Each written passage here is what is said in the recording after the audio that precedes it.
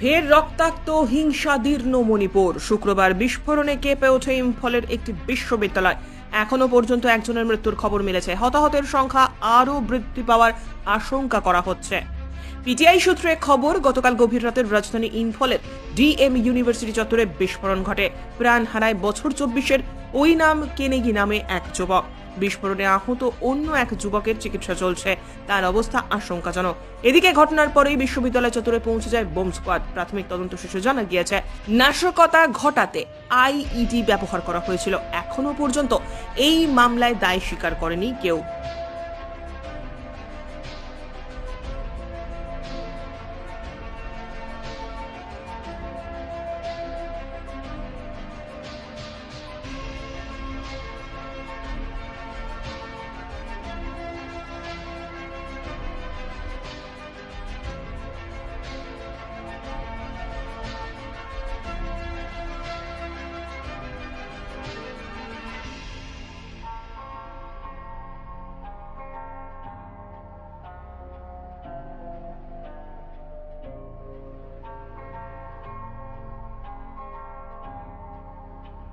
Bureau report, উত্তরের প্রহরী।